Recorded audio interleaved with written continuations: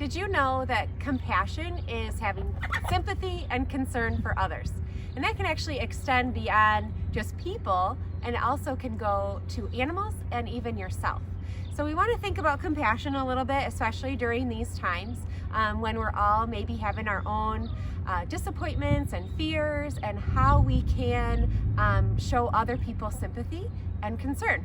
So let me tell you a little bit of little story that happened here at the farm just this past weekend. We had a chicken in this coop right here, and it got a little sore on its beak, and these chickens noticed that, and their natural instinct is not to be compassionate.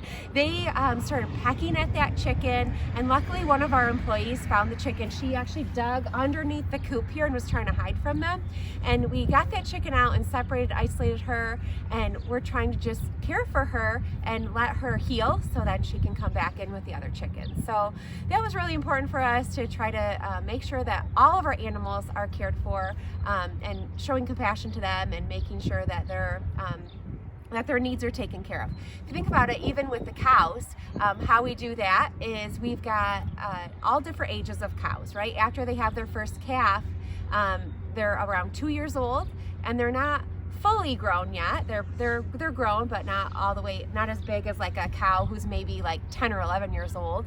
And so what we'll do is we'll group all of the cows after they have their first calf, or the 2-year-old cows, together in one pen, because some of the older cows, maybe you've heard the term boss cow, they'll try to like push the other cows out of the way, they'll headbutt them and just kind of pick on them a little bit. And so making sure that we separate our cows into different groups shows them compassion and gives them a little bit more breathing room and some more comfort. That's one of the ways we show compassion to our cows.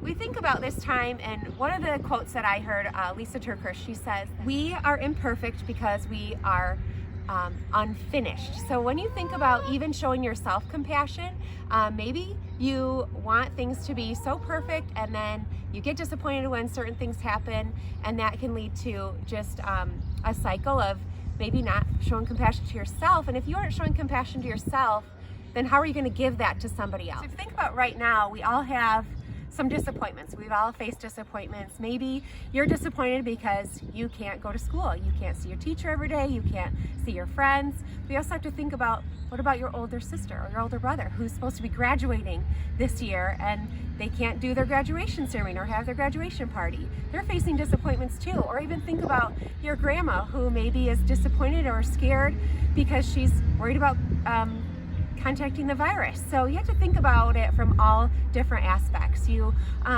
need to kind of, well, they say, there's a saying, put yourself in somebody else's shoes. That doesn't mean just like put their shoes on. That means actually try to understand what they're going through every day and how their life is impacted too.